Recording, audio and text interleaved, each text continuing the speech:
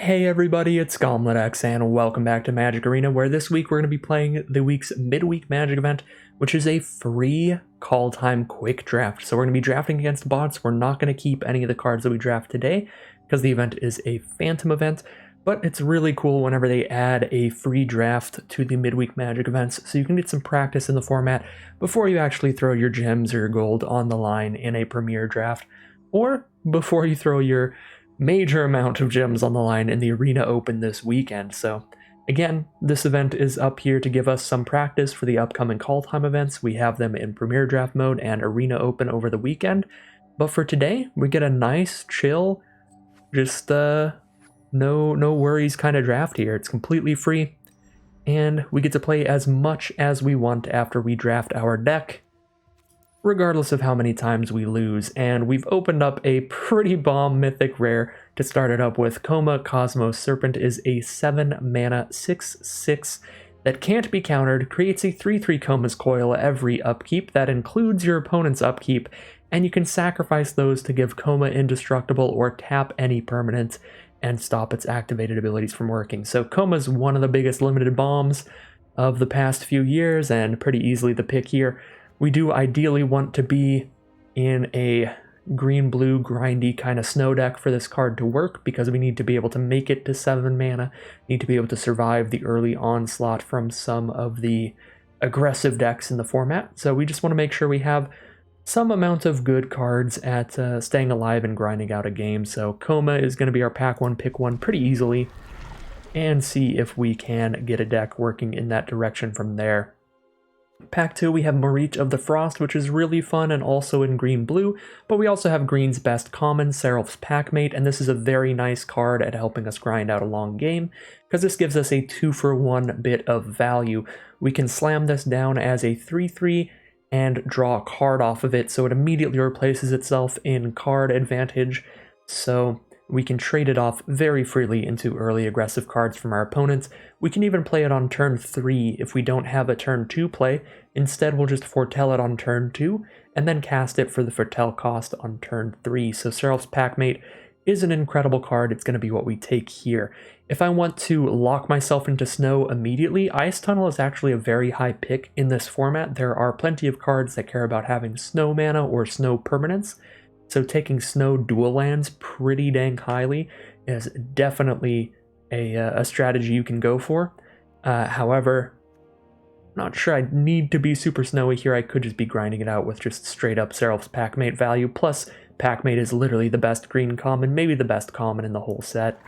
So we are going to take that there.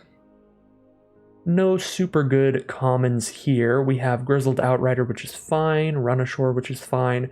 Glimpse the Cosmos is pretty great if you have some changelings or giants in your deck. That being said, we also have a Shimmerdrift Veil, which is an excellent snow land. It's going to basically be a dual land if we have cards that care about snow mana, and it's going to let us choose whatever color we need, like an Evolving Wilds or a Terramorphic Expanse. So whatever color we're missing, be it green, blue, maybe we splash in some red or black or something, we get that color off of this, plus we get the snow mana off of this for being a snow land. So Shimmerdrift Veil is going to be the pick here. I just don't think any of the commons or uncommons are super great here, outside of maybe Glimpse the Cosmos, but we're not really in that direction, so we'll take the solid snow land over that. Another pack where I might just take the snow land here, the Volatile Fjord, because again, the commons and uncommons aren't incredible. Mistwalker's probably the best one here. Frost Augur can be good if you have a ton of snow permanents. If you have, ideally, as close to like half your deck as possible, so that this actually hits half the time being snow permanents, but that's really hard to pull off. Mistwalker is really nice though. Very, very solid amount of toughness for the really cheap entry fee, just 3 mana to get a 1/4 flyer down, and it has that good activated ability to kind of pivot into a win condition later in the game. So Mistwalker or Volatile Fjord are the two cards really competing here for me. Volatile Fjord, of course, letting us do more snowy things, splashing a little bit of red for some removal if we get some. I think I'm going to go for the Fjord over the Mistwalker, but it's pretty close. Mistwalker is a pretty great card. Alright, here we have no snow lands, so we will have to actually take a non-land card in this pack for pack 1, pick 5. And that being said, I might actually not take a non-land card again, because I really like Not Vold Slumbermound. I like these spell lands in general. These allow you to play decks that have like 18 or 19 lands in them without flooding out, while also having all the benefits of never getting stuck on mana, or at least not getting mana screwed as often. So Slumbermound, very good if you have a lot of green, so that you can always activate those turn 7 if you're flooding out a little bit. And it's a pretty powerful effect, get a 4/4 and destroy a land. Yeah, I like Slumbermound a good amount. We could also take Bound in Gold, move towards like green, blue, white, but I don't think anything in green or blue is good enough to justify taking over the Slumbermound. These are both just solid filler cards. I'm going to take the Slumbermound here. Alright, pack 1 pick 6 now. We have a solid white aggro card, some decent little red aggro cards, but that's not really what our deck's hoping to do with Coma in the deck and a bunch of lands as our first several picks. Could go for a Disdainful Stroke. It is pretty solid in the format. There are a lot of grindy kind of snow and giants decks, like our deck, that can play a bunch of really high impact late game spells, where this can be a solid counter spell. Yep, not a super exciting pack for us. It's a fine pack for aggro decks, but outside of that, not a lot going on in there. Alright, Sulphurous Mire seems like a fine pick. We could also take an X-Guard Cavalry to actually have some 2-drops, but we're hoping to have green and blue be the core colors of our deck, because in order to cast Coma we need double green and double blue. So hopefully red is more of the splash color than anything else, and we can have green and blue 2 and 3 mana creatures instead. So I'm just going to take Sulphurous Mire there. Alpine Meadow for a red snowland. A Snow Plains is pretty much useless in the format. There's very, very little in white that actually cares about the snow mana, so this is basically just a comes into play tapped Snow Mountain, so it's kind of the worst of the, well, anything with the plains in it is kind of the worst of the snow lands, but there's not much it's competing with. We could take a Scorn Effigy. It's incredibly filler and not very good, but if we don't manage to get any cheap cards, it's essentially a 2-mana 2/3 that comes into play tapped, because we foretell it and then play it on turn 3. I think I'm just going to take the Alpine Meadow over that. Not a very exciting pack again. Pick 9. Now we're just going to be going through a bunch of poop until the pack is over. We'll take a Seize the Spoils here. Could give us a treasure to ramp into a Coma early, and if red becomes a core color of the deck, we'll probably need a treasure to help hit double green or double blue, whichever those ends up being more of our splash color. A bunch of nonsense for everybody here. Nothing great. Colossal Plow is great if you can get a bunch of Giant Oxes, but outside of that, a bunch of nonsense. I'll just take a Breakneck Berserker, I guess. Snow-Covered Island is very good. I will easily scoop that up here. Over Run Ashore is the main card it's competing with. But that really helps your snow cards like Bergstriders hit their abilities more consistently, which is really nice. Take a Bind the Monster here. It's not the greatest, but I don't think I'm very interested in a Cinderheart Giant when I already have an incredibly powerful 7-mana card in my deck. I don't want to overload on 7-mana stuff and just not be able to do anything early game. Speaking of that, I guess I'm taking Axguard Cavalry, and maybe red's going to be a core color. Maybe red, green, splash blue, or red, blue, splash green, which is kind of awkward. Not where I want it to be to make Coma as castable as possible. I guess theoretically we could open the Omen Paths into Coma. I would never recommend using this card in a competitive draft, like in the Arena Open Day 2, or in a Premier draft where it matters how many times you lose games. Because if we have this in any hand that doesn't have a Coma in it, we're just going to be down a card for very little impact, which is super bad. But if we have this in a hand with Coma, that's kind of fun. If we're going to have a tough time hitting double green, double blue, this makes sure we have double green, double blue. It only ramps us up kind of 1 mana though, because we're spending 3 mana to get 4, so it's not the most exciting ramp, but I'll put it in the sideboard. I'll consider it. I'll consider it. In a Phantom draft that's completely free, sure. Alright, pack 2, pick 1, we see one of the best uncommons for 5-color snow, which is Path to the World Tree, and now our Alpine Meadow has gone up a ton in value, because we actually do want 1 white source. Path of the World Tree is beautiful for the archetype because it is both going to be the enabler for hitting 5 colors and hitting lands by pulling a land out of our deck, and the payoff by giving us this really powerful 5-color sacrifice ability when we hit 7 mana. So yeah, this card's ridiculous. It's also like a 5 for 1, You're spending 1 card to draw a land. There's your first bit of value. Draw 2 more cards. That's already a 3-for-1 of value. Do 2 damage to a creature. If you manage to kill a creature with that, that's 4 cards worth of value.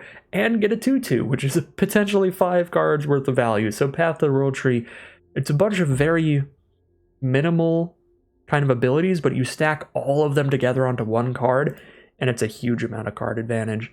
So we'll take Path to the World Tree, excuse me, and we would love to wheel Rimewood Falls or Shimmerdrift Vale here.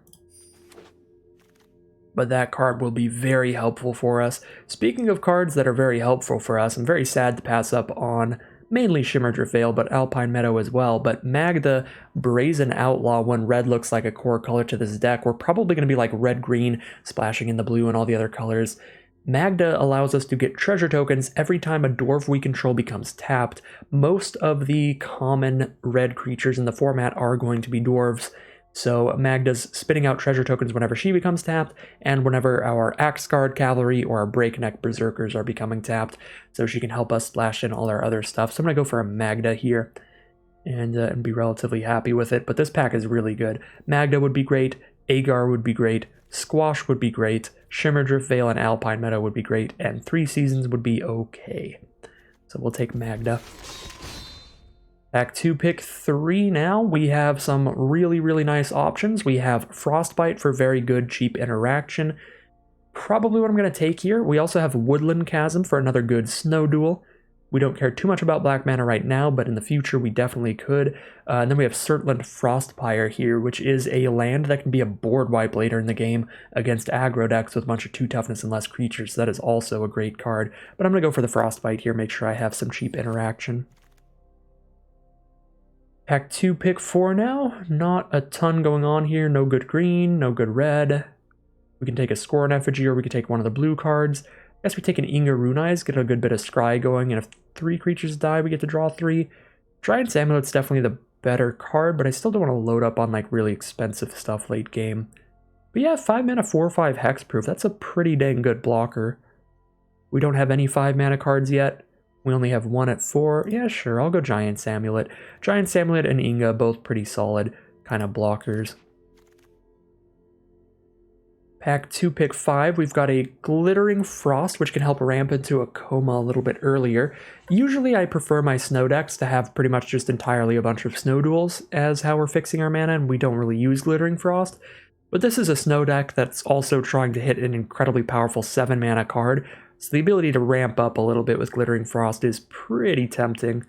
So Glittering Frost versus Ice Tunnel is the real competition here. Arnie Slays the Troll is pretty solid removal if we've got good creatures down, but we don't have a ton of great creatures that can fight well, so I don't think it's going to be exceptional in this deck. So I think it's really between the Glittering Frost and the Ice Tunnel here. And I'm going to go for the Glittering Frost. I just think playing Coma a little bit early is going to be quite exciting. We've now got a Lindworm versus Behold the Multiverse. One of green's top commons and one of blue's top commons. There's also Mistwalker here. Incredible stuff all around. The Lindworm's really good at stabilizing you, putting the biggest creature on board, gaining you a ton of life to get you back in the game. And the Behold the Multiverse is really good at digging through your library to help find big bombs and stuff like Coma, or help find removal when you need it, like Frostbite. These are both really good. Check our curve here a little bit. Yeah, I mean, I only have Coma at the high drops. I could definitely see a Lindworm. I'm probably too much of a fan of Lindworm, and I'm supposed to take Behold here just to try to draw into Coma. But I'm just going to take Lindworm. This is like my favorite card. Definitely one of my favorite cards in the format. Speaking of my favorite cards in the format, there's a Bergstrider. This is a wonderful card, putting a 4/4 body on the board and tapping down a creature and locking it down for a turn when it comes into play. Really good at slowing down your opponent. Often going to be the biggest creature on board against aggro decks, so it's a super good blocker as well. Very happy to have a Bergstrider. And I'm going to be super unhappy with all of these cards. Priest of the Haunted Edge is the only card that looks like it makes sense, but I don't generally think it's really worth splashing black for it. It's just fine in the snow decks. Never super exciting. And I'm not going to go for an Immersturm Skull Cairn for a Snowland, so I'm just going to put a Priest in the sideboard. I guess we could have taken like a Strategic Planning or something there. We could take a Snakeskin Veil to help protect our big creatures like Bergstrider, Lindworm, and Coma. Coma can get exiled, You can give Coma Indestructible, but you can't give Coma Hexproof naturally, so just a Snakeskin Veil as a little counterspell for removal seems fine. I'm not a huge fan of the Pilfering Hawk, so we're just passing that up. Disdainful Stroke versus the 3 Seasons. Not a very big fan of 3 Seasons, because it's never a card you can just play on turn 2.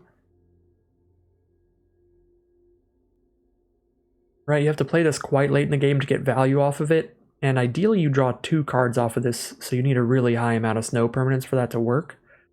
It's snow permanents as well, so it can't even pick up a Frostbite, even though it's a snow card. Yeah, I'm just gonna take another Disdainful Stroke. 3 Seasons always feels much too slow. Surtland Frostpire, easily the pick there, very happy about that one. Now we can take a nice 4-mana 2/4 Lityara Kinseekers. Another chunky blocker for us.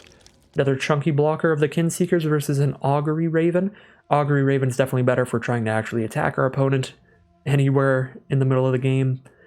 I guess we don't have good blockers for flyers in the first place, so we could be using Augury Raven just to block as well. Sure, we'll go Augury Raven there. Over the Kinseekers. 3rd Disdainful Stroke, probably not running all 3, but I'm not going to run multiple Omen Paths or whatever that was called. So pack 3, pick 1. We have Highland Forest, Frostbite, Cosmos Charger, and Icehide Troll. All of these being phenomenal options. And this being a pretty hard pick in general.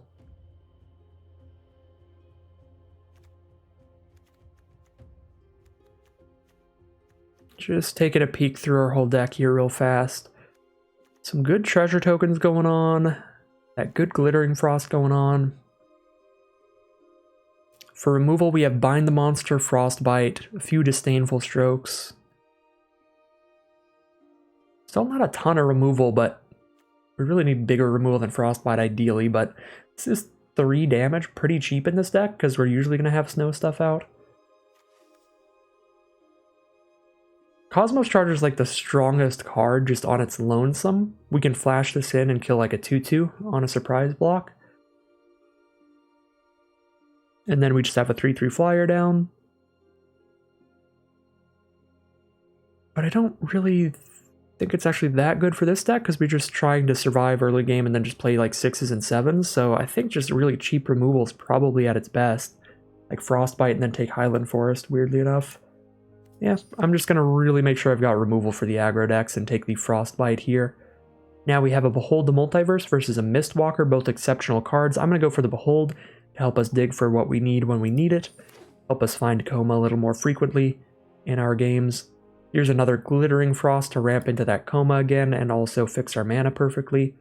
If we wheel a Frost Augur or a Glacial Floodplain, I'll scoop them up, but Glittering Frost seems like the most important card for our deck trying to hit 7 mana bombs. Now got a Rimewood Falls versus Avalanche Caller, both exceptional. The Avalanche Caller can be an incredibly threatening card that turns our lands into 4/4s with hexproof and haste to beat our opponent down with. The Rimewood Falls, of course, being mana fixing in our 2 most important colors.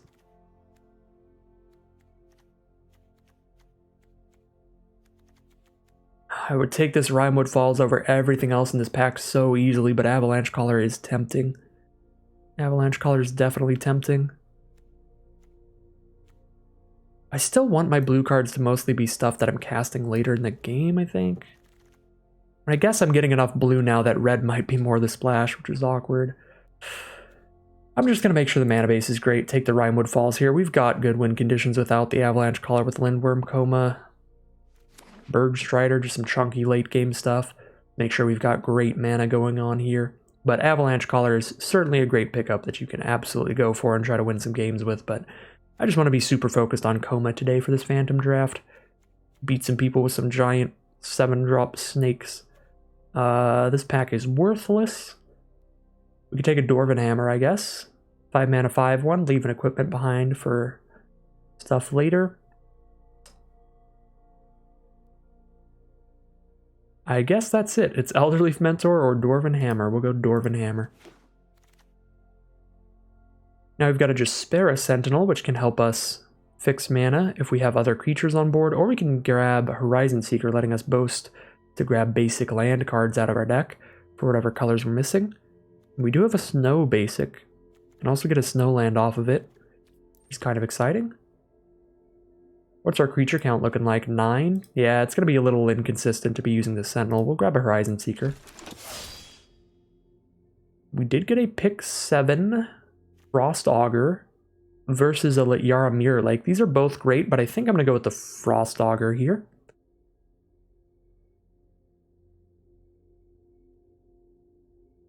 Potential to draw some cards out of our deck. We have 1, 2, 3, 4, 5, 6, 7, 8, 9, 10, 11.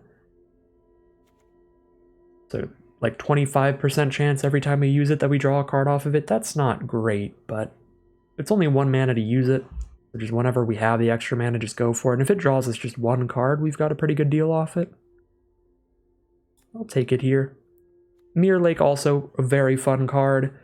It's another spell land. This would let us more easily, yet again, play like 18, 19 lands and then never run out of spells to use, because we can use our lands as spells, like our Slumberbound, our Frostpire, and our Mirror Lake. This is actually pretty hard competition, because the Frost Augur is only drawing a card like 25% of the time. I'm actually changing my mind. I'm going to go with the Lityara Mirror Lake there. Oh my god, pack 3, pick 8, Path to the World Tree. Living the dream. Join the party, Path to the World Tree number 2. Living the dream. So this pack is poop. We'll take an Elderleaf Mentor. That'll probably get cut. This pack's actually decent. Get a Mistwalker. Nice sturdy blocker here. Mist of the Lityara that I'm probably not using. Or Axguard Cavalry. I'll take the Axguard Cavalry this time. 4th Disdainful Stroke. Doubt that's happening. Another Lityara Kinseekers. Run Amok is really good in the aggro decks, but we are not aggro. Wings of the Cosmos also very annoying for the aggro decks. We are not aggro. So let's get into the deck building here, see what we want to do. I'm not going to do the Open the Open Pass thing. It's way more cute than anything. We get to cut 7 cards out of the deck. We actually get to cut 8 cards, because I think I am going to run an 18 land deck here. We're trying to hit some very high mana costs. And our curve is relatively high as well. So cut a lot of cards out of here. Might just cut a lot of the blue. Double Axguard Cavalry is really nice with Magda, because you have the potential turn 3 combo where you get to have an Axguard Cavalry on the board turn 2. And turn 3 you play a Magda and haste your Magda. You get 2 treasures. It's just super good. Dwarven Hammer's a bit slow. Seize the Spoils might not be necessary with double Glittering Frost, double Path to the World Tree. Some good mana fixing as well. Bind the Monsters are weakest removal. Dwarven Hammers are slowest dwarf. Runashores are slowest removal. Kinseekers are just 2/4s. They're not going to trigger their ability very often. Elderleaf Mentor is a bit slow. Packmate's definitely great. Yeah, I think I'm going to cut 7 of all these cards here. 1, 2, 3, 4, 5, 6, 7. I could just cut all the non-creatures if I want. Creature count's at 14, but with Giant's Amulet it's basically 15. Don't need that many creatures for this archetype. I think I'll cut the Elderleaf, but leave the Kinseekers in here, and then we'll cut 6 of the non-creature cards. Yeah, Runashore, Seize the Spoils, Hammer, and I should cut the Bind the Monster, just use Frostbites for early threats and a couple Disdainful Strokes for late threats. I guess I do still have to cut 2 more cards because I am wanting to play 18 lands here, so maybe I am cutting both the Kinseekers. Berserker's really only in here to work with Magda. A 3/2 for 3 is not great in a defensive strategy. Could cut that. Still have Mistwalker working with Magda because of the Changeling ability, and the Kinseekers both work with Magda as well, because they're also Changelings.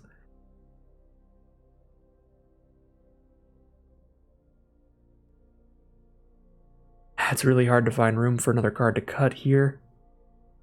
I could just completely cut the Magdas, period, or the Dwarves, and then just be green-blue and splash red just for Frostbites. And then we don't really need the treasure because we just have that slight red splash, which we have 4 red sources for naturally. We have 5. We have Alpine Meadow, Slumberbound, Sulphur's Mire, Fjord, and Frostpire, even without putting a mountain in the deck. I could see that, but then we don't have like any 2-mana plays because we just don't have any in blue or green. I guess we're just playing Path to World Tree turn 2 every game. Cut all the dwarfs, play Bind the Monster for early game. Mist of Yara, maybe.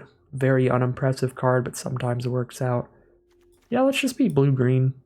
Splash the red.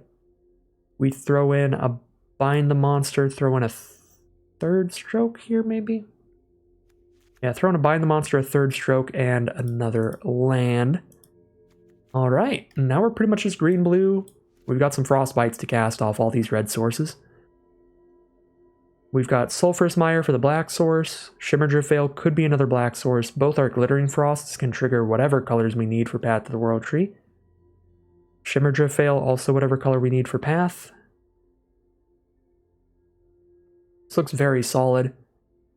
Very, very solid. A little slow in the early game. We could have some rough times with aggro decks, but our late game is absurd, which is kind of just how the snow decks work in the format. So let's see how the mana's looking.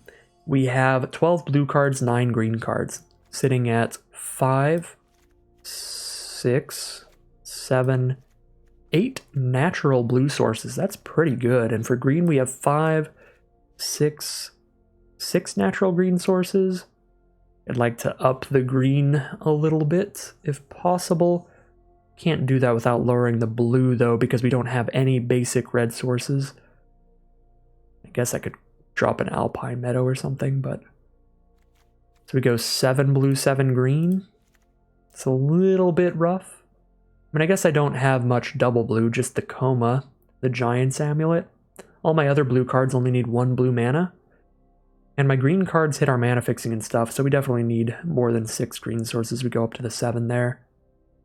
Yeah, that's probably good enough. I'm going to go ahead and swap these lands out for some Kaldheim lands.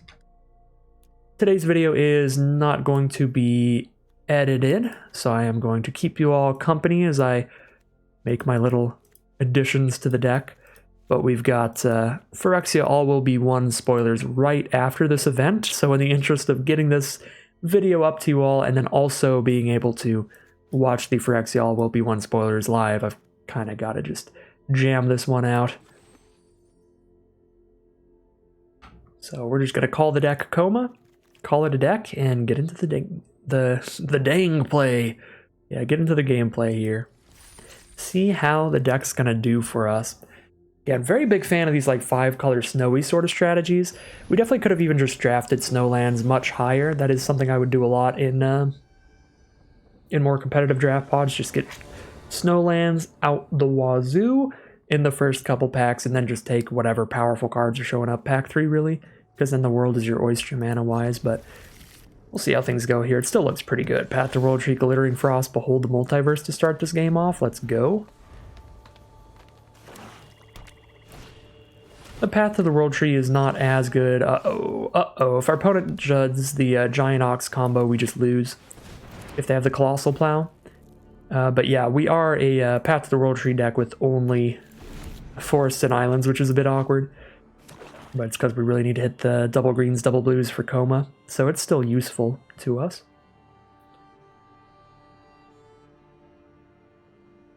And of course, we still have Glittering Frost and a lot of dual lands to help trigger the 7-mana ability later. So 3 mana, I could go for a Glittering Frost here or go for a Horizon Seeker. Both would be pretty solid. I've already got multiple lands to play, and Horizon Seeker doesn't hit any other colors, so I think I'm just going to Glittering Frost. Go up on mana, and next turn I can play a Giant's Amulet.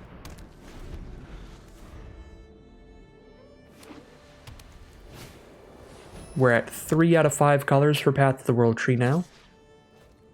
We're just going to take some hits from flyers. Starnheim Courser from our opponent hitting us for 2 a turn. Battlefield Raptor is going to hit us for 1 a turn. Take 3 damage here. I'm going to go ahead and just Giant's Amulet here. Get our 4/5 Hexproofer on the ground. Be all sturdy there.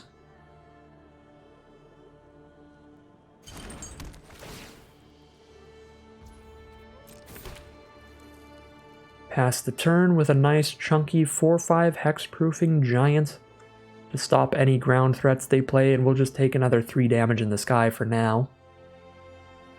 We are at 5 out of 7 mana for Coma as well. So we're getting very close to that. Coma is not going to help us against the flyers very much, but we could sacrifice our serpents to tap them down each turn to stop them from hitting us. But we're probably going to have to bind one of these. Ooh, and a gold vein pick as well, so that they're both going to be 2 power. So I'll still be taking 2 a turn from one of these. Might just die to flyers if I don't hit all my colors for a potential Path to the World Tree. Path to the World Tree could blow up one of them. Ooh, Bergstrider? The fact that I have to play a tap land here is a little rough. I can't bind the monster and Bergstrider. Bergstrider is probably better for now. I guess I could bind the monster and behold the multiverse. And bind does lock it down forever. Yeah, lock down the Courser because it's the bigger creature at face value. If I lock down the Raptor, they just put the pick onto the Courser. We take 2, we're down to 12, so we take 1 more hit from Courser, but then no more after that. Still just gonna hold up my 4/5. I can't really attack through the Giant Ox here. Another Battlefield Raptor? Dang, this is a rough matchup. It's just all flyers. Don't have a lot against that.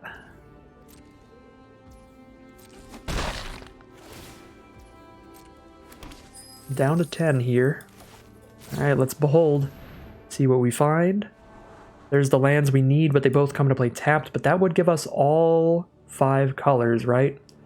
Green, blue, white from the Glittering Frost, black from Mire, red from Frostpire. Yeah, that gives us all colors, so I think we draw both of these, play Bergstrider next turn. Actually, Frostpire does kill one of their Raptors as well, but I guess so does Path to the World Tree. Alright, yeah. Keep both of them. We're drawing both of them. Getting to our 5 colors for Path to the World Tree, but there's also a Volatile Fjord. We have to play the Mire to have a black source towards Path. Let's go Mire, Bergstrider, lock down 1 Raptor so they have to move the pick to the other one, and we only take 2 instead of 3.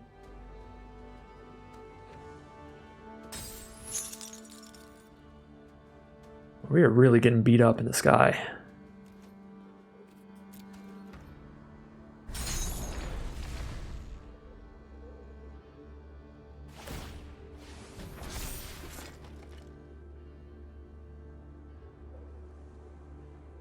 So next turn I can play Coma, and then the turn after that I can use Path to the World Tree to kill one of the Raptors.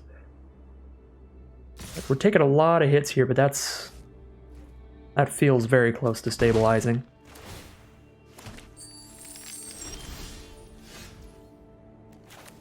So we need to play a red source here. I think I'd rather actually go for Frostpire over Fjord, because we already have plenty of blue sources. I guess I could play Forest since I hit that, and just do Path to the World Tree instead. Wait, no, I can't. I need a second red source, because this I have to use for black. So yeah, we can't Path to the World Tree. So we go... Yeah, I think we go Frostpire, Coma.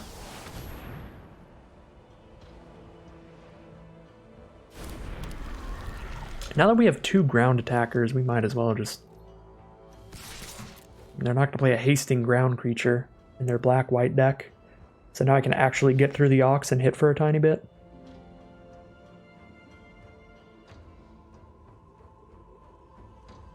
I guess they could like flash in the 3/2. Black has a 3/2 with flash in this format. And they would have a ground attacker. Alright, we get a Serpent from Coma.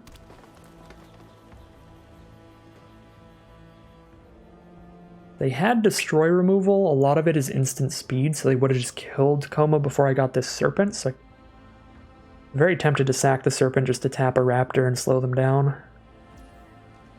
If they have sorcery speed removal that destroys Coma, sure, they've got it, but a lot of the removal could be like Bound in Gold, Feed the Serpent, that'll kill Coma regardless. Yeah, a little risky here, but I'm gonna preserve life total.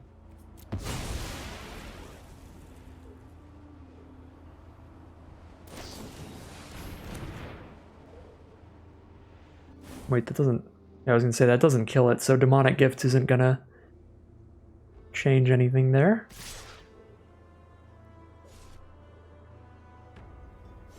Alright, slight misread of Coma from our opponent. So we get a little bit of extra value, get them to discard the demonic gifts.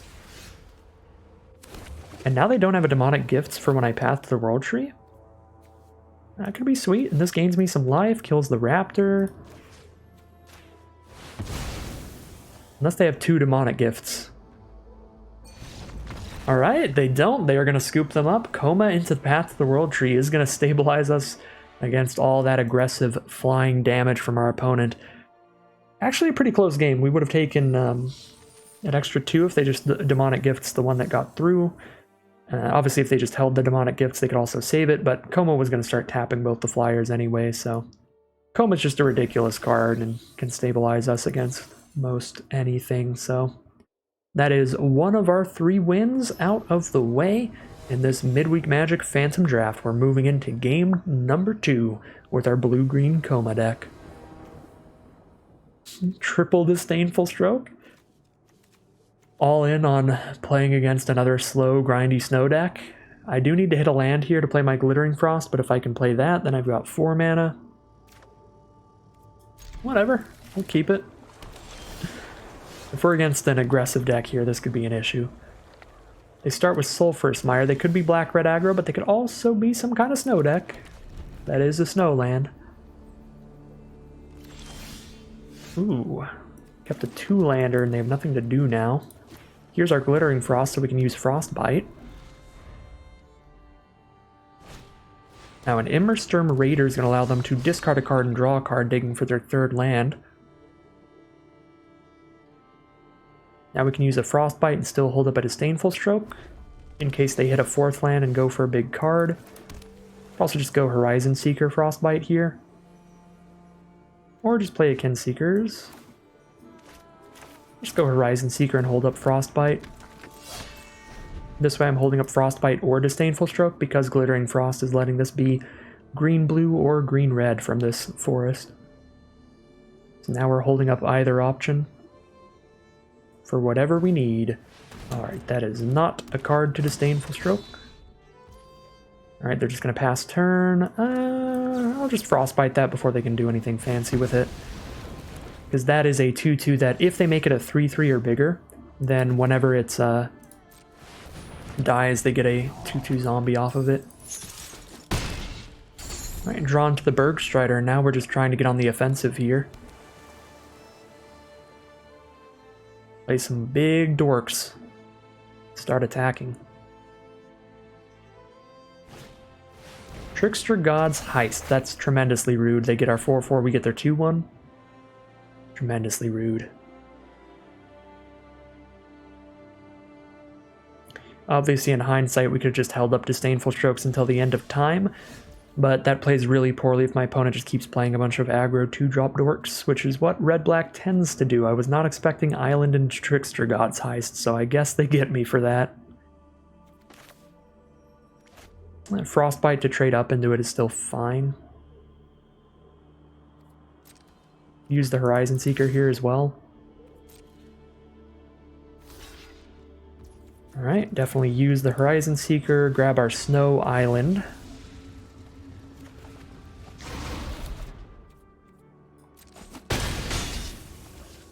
Frostbite, 2 for 1 myself to trade up into it.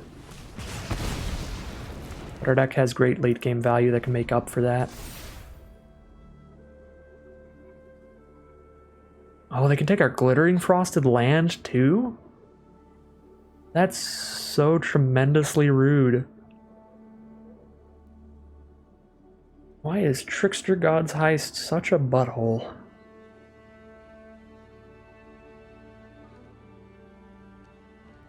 Oh, hey, that's nice of them. Yeah, at least they gave us their Snow Duel instead of just a basic. Okay. Well, it's not as horrible as it could have been.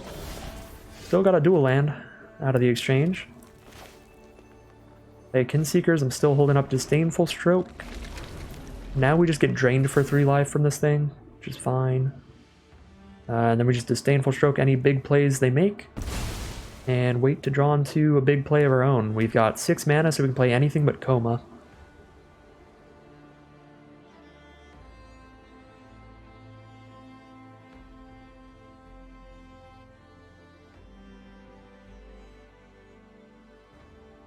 They have 5 cards in hand in their Grixis deck. Now they've got pretty perfect mana from the Glittering Frost as well.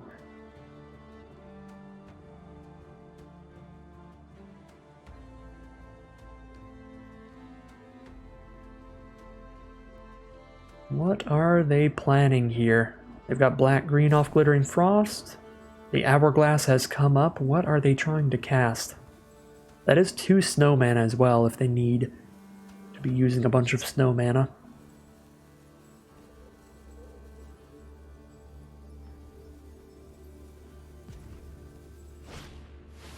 Alright, it's some big dork. We'll just Disdainful Stroke it.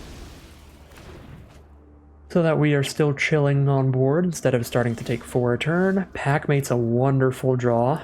Wonderful, wonderful draw. That's going to be a really good target for our Lityara Mirror Lake as well. Getting a duplicate of a Packmate is going to let us draw another card so we can cycle our land into card draw into 4/4 body. A really good stuff from Mirror Lake and Packmate if they don't kill this Packmate.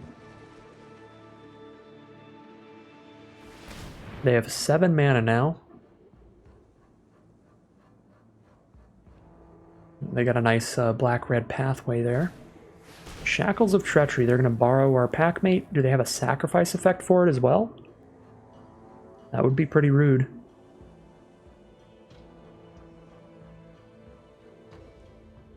If they don't have a sacrifice effect for it, though, then I just take 3 damage. It's fine. Trade one of their sorceries into 3 damage to my face. Unless they only attack with Packmate, then I don't take anything. Maybe it's like a +2/-2 trick or something, and then both our creatures die? Carter's Vicious Return. Okay, that would be both our creatures die, so we'll just counter that. And that's very good value from Disdainful Stroke number 2. And now I can Kinseekers and get a +1/+1 counter and scry 1, because I have a Kinseekers and a Packmate, or a Kinseekers and Raider. Either one will be 3 of the same type. And we'll scry into a coma, I guess. And that's just what we do. We just sit here, chill, Disdainful Stroke everything until we can draw into a coma. And we're going to be drawing into that coma very soon.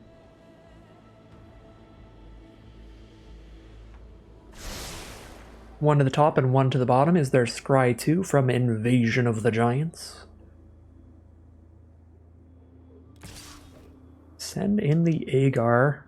I'm going to use some combat trick to kill my Kinseekers. Sure, they'll get it out of the way so it's not around for coma. Probably Run Amok as last card in hand or something. Demonic Gifts, alright. Fair enough. Here's a coma.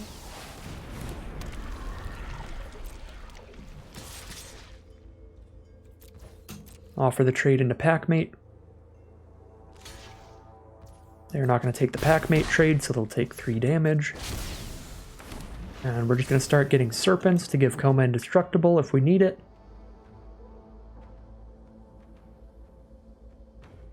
Six, 7, 8, 9, 10, 11, 12, 13, 14, 15, 16. We have lethal on board next turn. If we just sacrifice our summoning 6 Serpents to just tap Agar and attack with everybody.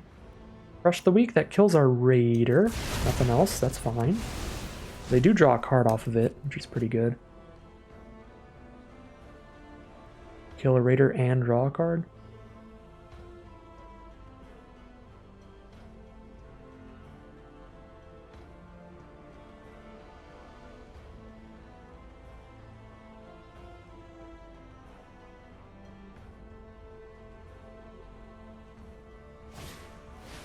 Raven formed the coma. They can, in fact, exile it, but we are still very far in the lead.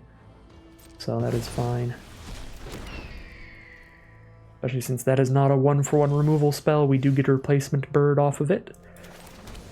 And let's just set up a Packmate number 2. Draw another card. Stay in the lead here. Send in the squad. I probably should have waited a turn. I always get greedy. I could have waited just 1 turn, and then once this meadow is untapped, I could have cracked my Mirror Lake and still held up the Disdainful Stroke. Guess we'll see if we get punished for it based on what they draw. If they hit a board wipe like Battle for Frost and Fire or whatever, that does like 4 damage to everything, then we would get punished. But luckily it looks like that is not the case. Just sending the squad again. Trade into the packmate and take well over lethal.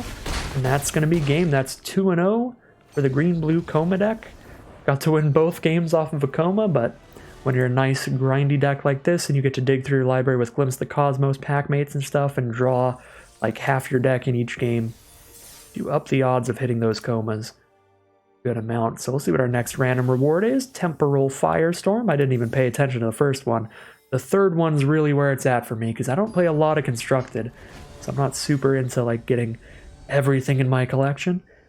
Outside of just for getting gems and stuff. This has got to be a mulligan. If I had a forest, this hand would be beautiful. But yeah, the mystery cosmetics I'm very into. If I can get a non-parallax card style, I'm a happy camper.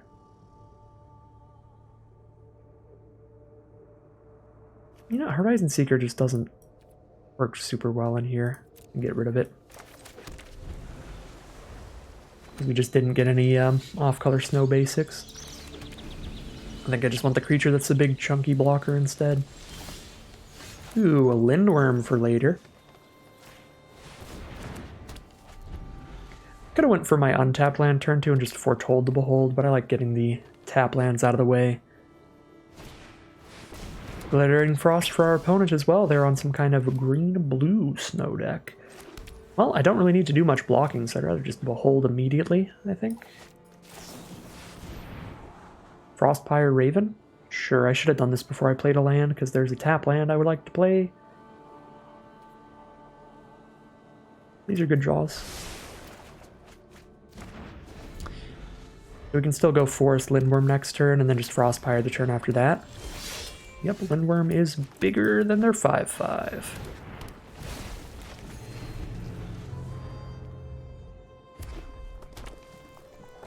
No! Squash my Lindworm. Exactly enough damage. Take 5 from the Grizzled Outrider. Now we gotta draw into some stuff. Path to the World Tree is certainly some stuff here. I play Alpine Meadow. I can go green, blue, black.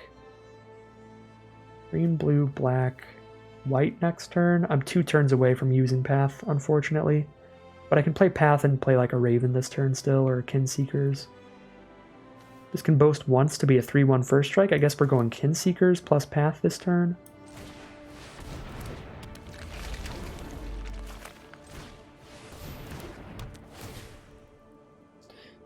Pick up that Snow Island.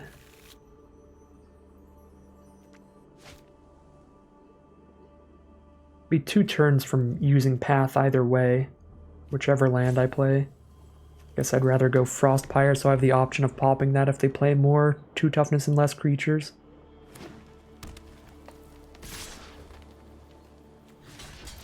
Could be like a Run-Amok here or something. Oh, they can also Slumber Mound my Glittering Frosted Land to really keep me off Path to the World Tree. Yeah, that's super rough. Slumber Mound is really good in this matchup. Land destruction is brutal against my Glittering Frosts.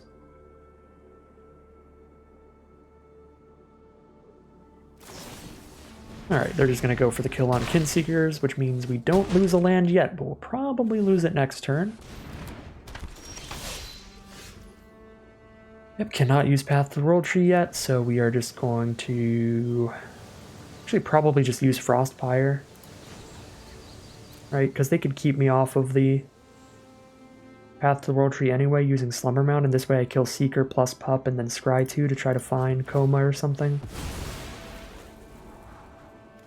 Yeah, I don't think we try to play under the assumption that they just don't know what their Slumber Mound does. I think we play around them just Slumber Mounding us into not being able to Path. That's likely the play, and we just Scry these to the bottom and hope for the best off the top.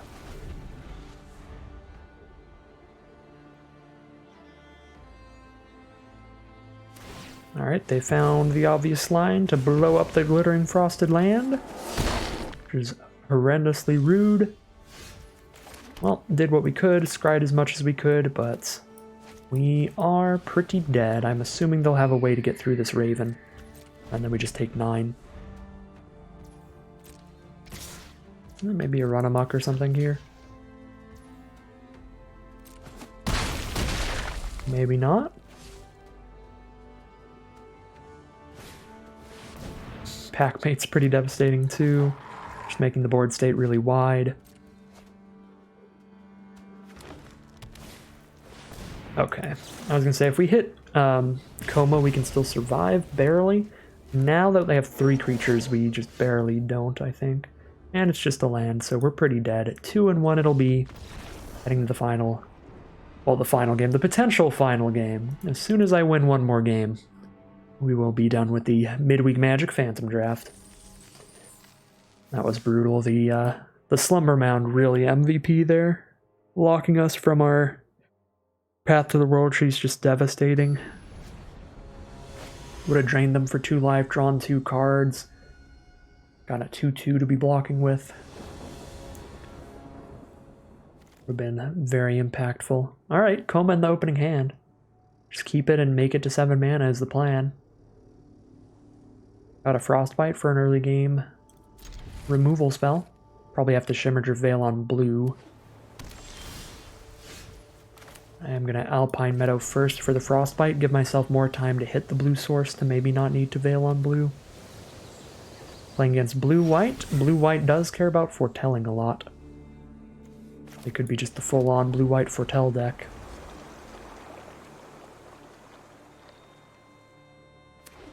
Got a turn 5 Bergstrider now as well, which is sweet. I wish I could kill the Cleric, the Clarion Spirit before it triggers, but that's not how Magic Gathering works. I can kill it in response to them trying to put a +1/+1 counter on it, but they're going to put the counter on the flyer. Alright, we probably lose here because I don't have a turn 3 creature. I'm taking 3 damage immediately. Alright, yeah, we have to Shimmerger Veil for blue for dang certain here. Foretell a Packmate pass. Got pretty good cards to try to stabilize, but our deck is historically bad against flyers. And that's a 2/2 flyer from them.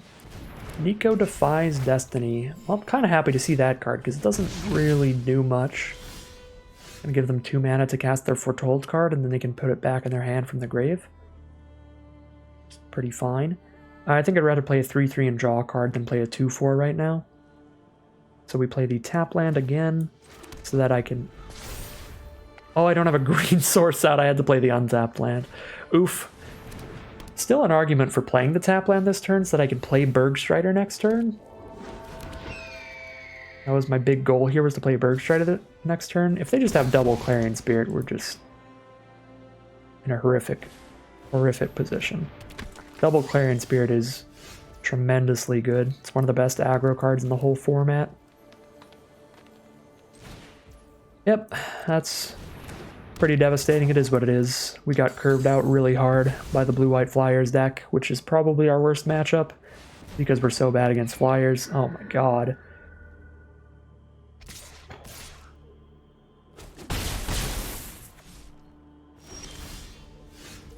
Yep, missed the land to hit Lindworm here. So now we have to Packmate, hope for an untapped land to play Kinseekers, and then I can Lindworm next turn, maybe? Yeah, I guess I can Lindworm next turn, and if I hit a another land, then I can Coma as well. But it's going to be too little too late. They're just hitting way too hard in the sky. Just a ridiculous amount of flyers this early in the game. Clarion Spirit, a pretty busted Magic card. Not quite as busted as Coma, but Coma does cost 7 mana. 2 and 2 it is, heading into round 5.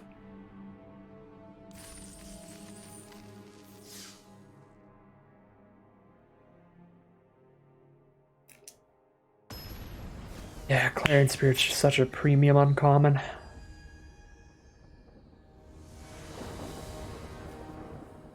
And with a backup one, absolutely brutal. Back at it again, keeping the slowest hands in the world. But hey, that's how we... Oh wait, that's spoilers. I recorded some more drafts, but they're not going up today, because today I'm doing the Midweek Magic Draft. we had another deck that's super, super, super slow that's gonna do pretty well in an upcoming Kaldheim Premier draft. That's all the spoilers I'll give you. Either my double green or double blue first. I guess I could. It's more likely to hit more green sources later, so I grab the second blue source immediately. Also, I can. Oh, I guess I could Glittering Frost for the second blue, because can this hit double green? Oh, it can. Yeah, we're fine. Glittering Frost would have helped us either way. It can make an island a double blue, or it can make a forest a double green. Anything in between, and we just hit the forest anyway, so we did naturally hit all the colors. We are against aggro here. It looks like red-green.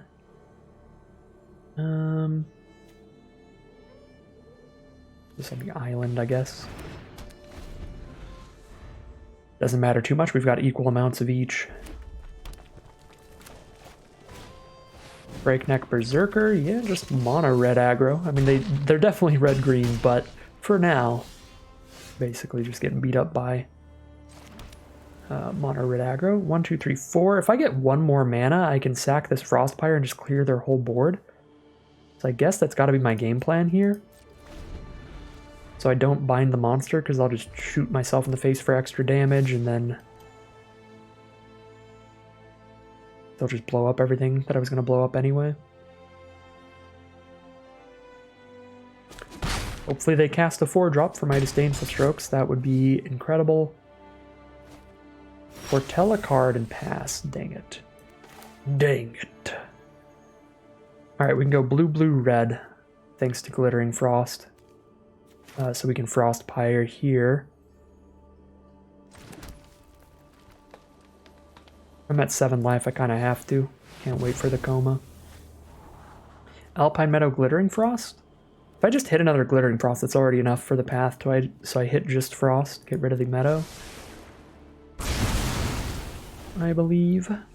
Because we're at green, blue, white, or black. Volatile Fjord for the red. And then this Glittering Frost will be the other between white or black. Yikes. Alright, Doomscar Titan, and we're dead. Because I cannot bind that or I die, and I can't block it with any of this. Game number 6 it is. This is where things start getting super awkward. Because Phyrexia All Will Be One spoilers are happening right now. So I guess we're going to be watching those late. Brutal stuff. Brutal stuff.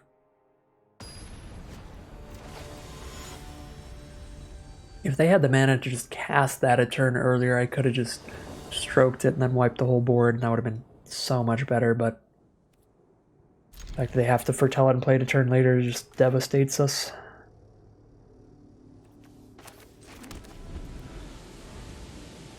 We're getting Coma in like every hand, but we're also playing against nothing but aggro. Can I be in the Snow Mirror match, please?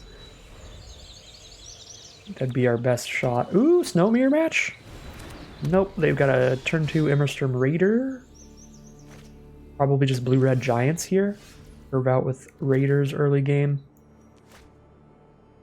Path to the World Tree, play Glittering Frost. Probably go for the Glittering Frost here. We're ramping. We're ramping. All we're facing is a 2-1 right now, and it's on the ground. Yep, blue-red giants it is. This is probably a decent matchup.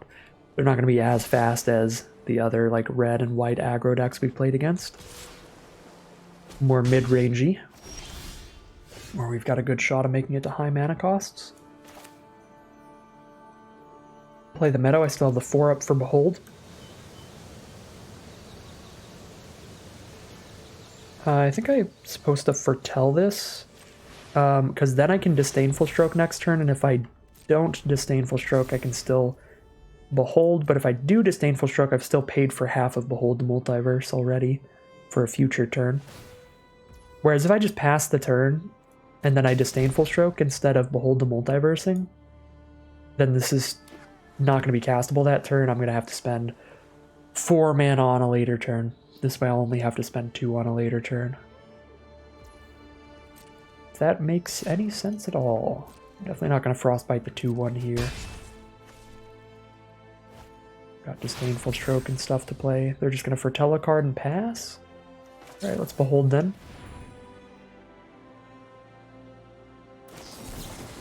Disdainful Stroke, Behold, that's fine. 1, 2, 3, 4, 5. Just need 2 lands to get to Coma. Path to the World Tree picks 1 up. I can Path to the World Tree and play Packmate, or I can play Path to the World Tree. Actually, wait a second. Blue, green, blue, white, red, black. Oh my god, yeah, Path to the World Tree. Getting this on the board is going to be really good. So Path to the World Tree, Hold Up, Stroke, and Frostbite here, I think. We're already going to have all 5 colors.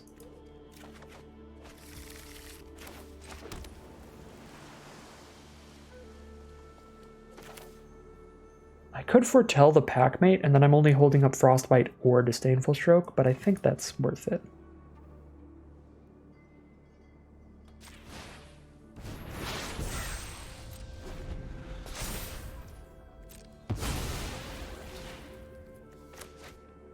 Again, I don't like desperately need to Frostbite the 2/1.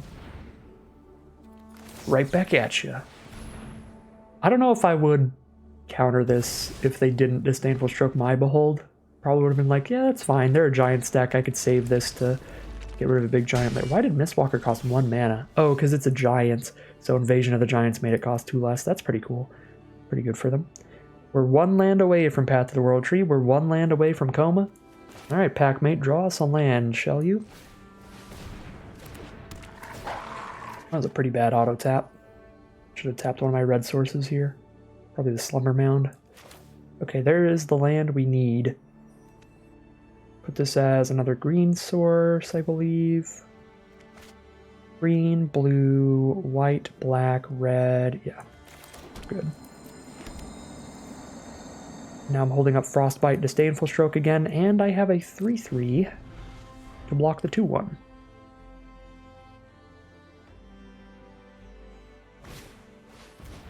I no longer have a 3/3 to block the 2/1. Well, I can't kill Mistwalker with Frostbite unless they activate its ability, but maybe they will here. No response, please activate it.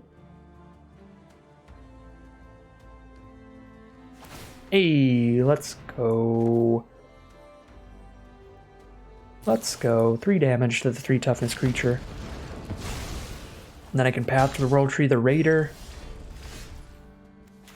I weirdly enough think that that's actually a little better than just playing Coma.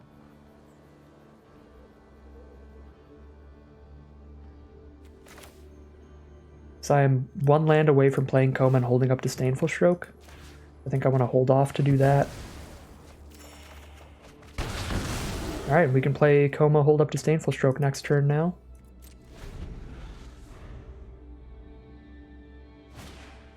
Axguard Cavalry is the play. Foretell a card. Here's a Coma holding up a Disdainful Stroke.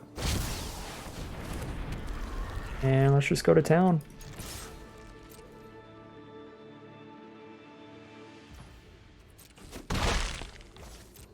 Got a Frostbite I can choose from as well.